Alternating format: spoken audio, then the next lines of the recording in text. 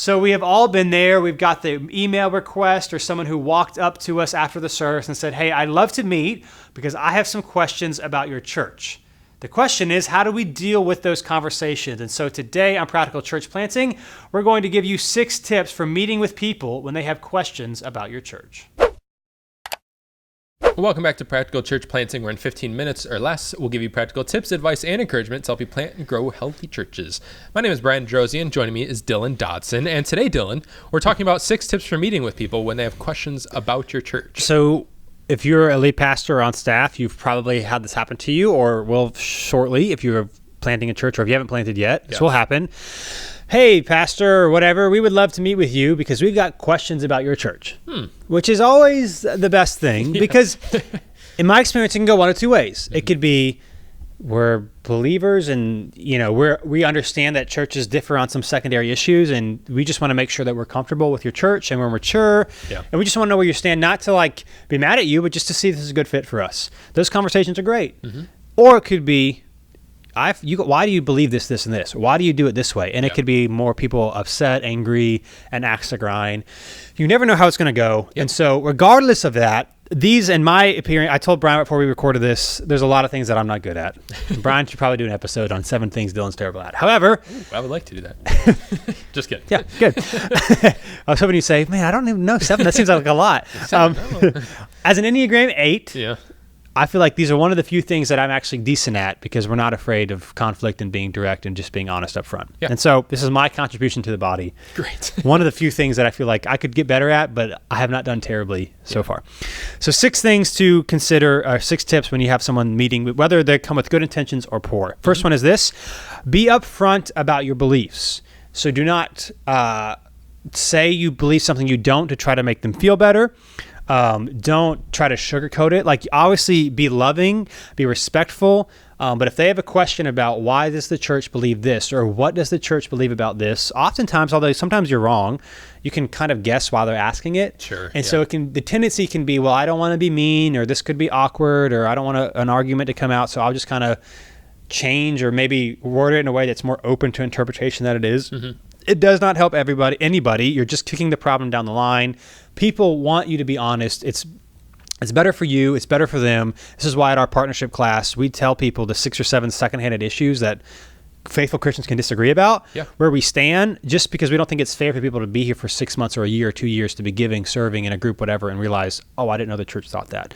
And I just think regardless of how they're going to react, it is better. It'll save you time in the long run. And if they're just spiritually mature or just want to know what's going on, they will appreciate it, even if it's gonna be hard in the moment, because that's why they're meeting with you, because they have questions. So be upfront about what your beliefs are and don't be afraid to share them, because that's what your church teaches. And I would say be upfront with them and be clear about them. In other words, if someone has questions, don't try and dance around it. If it's something that if they have questions about it, most likely it's because they know you believe one way or the other. And if you believe one way or the other, you should have a reason for believing that, obviously.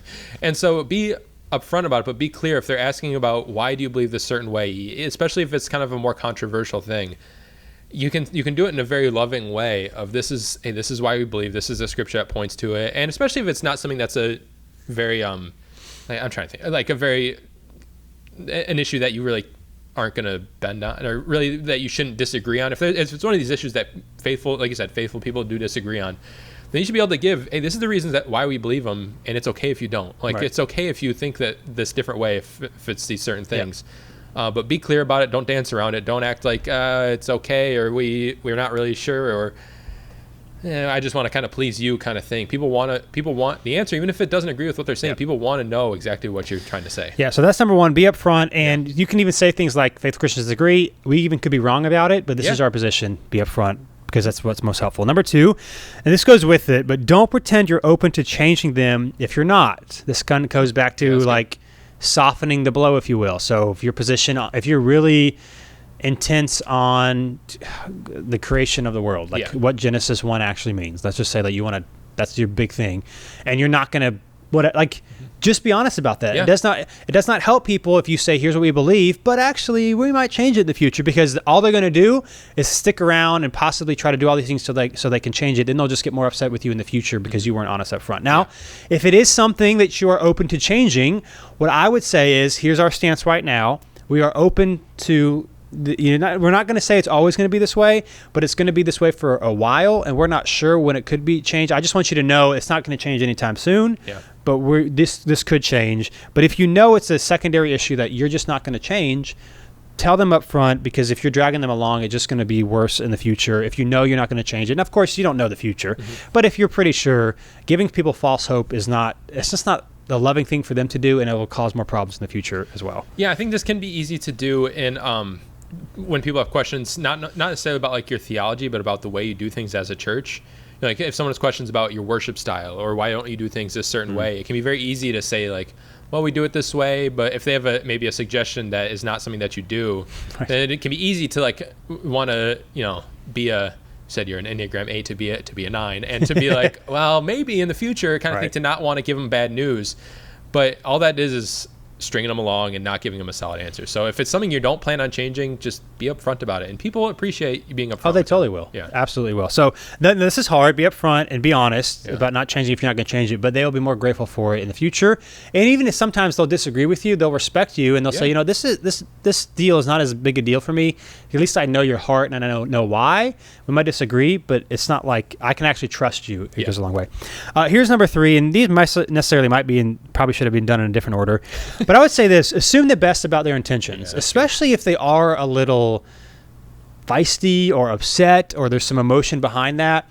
I think a lot of times, especially in church world, we can be like, well, church members all the time, I don't want Christians to come with baggage. I don't want Christians, if they have questions about this secondary or whatever issue, it means that I'm like, they just have a question. Your job is to help lead them and to grow them and all that sort of thing. And so a lot of times there's more behind what they're asking. So I wouldn't automatically assume that they have an axe to grind. It could be because they were hurt. It could be because something happened to them in the past, but assume good in their question, because if you're already being defensive before your answer, it'll come across that way. I would just be honest and loving and kind, and not be too pushy if there's not a reason to be. Yeah. So even if they initially ask the question with something behind it, assume the best and go from there. Yeah. Dylan, you obviously deal with this a lot more than I do. People come to you naturally as the lead pastor with questions more than the staff. But I would say I would bet it's so easy to automatically just assume it's going to be an issue. Like if someone says I want to talk to you, it's easy to be like, oh my gosh. Of course, they're going to leave or they're going to bring something up. But I would say, and correct me if I'm wrong, but that's probably not too often the case, at least, or rarely the case. Like people aren't just wanting to complain. Sometimes they do. Sometimes they do. But people aren't just always looking to complain. And I think there's a lot of things that people can say that automatically make us assume that it's going to be something bad. You know, someone comes here and you meet them and they say, well, I've been church shopping, and then next week they say I have questions. You're like, oh god, of course, they're gonna. But maybe there are legitimate reasons they didn't stick at churches. Maybe there's not, but maybe there are. And so just assuming the worst of them is just going to make you go in with a bad taste in your mouth of them already, and taint the relationship before it really even starts. And and that's a good point too, especially in church planning world, because you hear all the horror stories of all these people that had all their own agendas, and so you just assume when everyone says they have questions that they're going to be like that person, but you don't know why they're asking the question, and so I would assume the best. Because oftentimes, even when I've had situations where people maybe didn't like something, it's still, and the conversation still ended well because I wasn't all defensive going into it. And so assume the best. And this next one goes with it, number 4. Ask why behind the why. And now you might have to be a little bit more strategic with this question, not like, so why do you think that this should be done this way? But oftentimes people have been hurt. Oftentimes, they haven't gone through something or their trust has been broken. And so they're amped up about an issue, not necessarily because they think one way or the other, but they were hurt by this and they want to make sure it doesn't happen again, or they just assume something bad happened to them. So trying to figure out why are they even asking this question? This is a little bit unrelated, but say something difficult happens to somebody. And the first, let's say someone loses a baby and they ask, do babies go to heaven? That's not the time to give this theological answer of here's what the, that's a good point. What they need to be cared for. Knowing the context when someone goes through something tragic helps you answer that question better. And it's the same thing when someone's asking a stance about the church, what they believe or why we do something. there's typically, especially if they're emotionally charged about it, something that has happened in their past. And so before you like give a blanket answer, trying to ask, okay, why is this a big issue for you? What happened to you? Oftentimes will disarm people and really help you understand what's the problem, because oftentimes the initial question isn't the problem, it's something else. Yeah, that's such good advice, because like if people come to you with questions, I'm trying to think of some of the probably bigger issue ones, or ones that people would more likely come, like questions about your belief on divorce or on homosexuality or things like that. Right. Most of the time, if they're seeking you out to ask, they're not just curious, like they're not just, I just want to know, because that really goes through people's heads mostly as something that they're living through. And so just then to come out with like, okay, well, our stance is we believe this, and this, it's like, hold on, you might have just completely blown over them and completely devastated them, when really maybe they don't even disagree with you, but the way that it's coming across is not loving and not caring what they're actually going through, is coming across like, oh, I just care about beliefs more than I care about you. Yeah. So again, asking the why behind the why I found to be really helpful. That is good advice. Number 5, and we've mentioned this already, but I think this really helps these type of conversations go well, especially if they're upset, but even if they're not, acknowledge that faithful Christians disagree. So I don't know how many of them. We have like 6 or 7 in our partnership class, these kind of secondary issues that we just say, here's what we teach. You don't have to agree with all of them on all of us. In fact, I know faithful Christians disagree with every single one of these. It's just that here's what we teach here. Here's what we think Scripture says. And so we don't want you to be uncomfortable. We don't want you to be surprised. And so here's what we say, but this is not like we're right and everybody else is wrong. Like we all have secondary convictions about Scripture and that sort of thing. And so even saying, hey, this belief isn't going to change, or here's why we believe this, or here's why we do this, but acknowledge that if you disagree with us, it's not because you love Jesus less. Yeah. It's just, here's how we function as our church. There are different churches that reach different people. But just be honest that you don't know everything, and that you could be wrong, even if you don't think you are. Just to say, hey, this is not a litmus test for being a follower of Christ, I think is really helpful in these conversations. Yeah, I've always really appreciated that we talk about that in our partnership or our membership classes, because I think it's good for people to hear that these aren't hills to die on. Like these aren't the most important things. The most important thing is Jesus. These issues aren't. But it's good to know where we stand on things, and it also, I think it helps people be a little more comfortable bringing up if there is an issue with them. Because honestly, sure, sometimes it can be frustrating if people come to you with questions, but really if someone has questions, you want them to come to you. You don't want them to just hold it inside and then it go really south.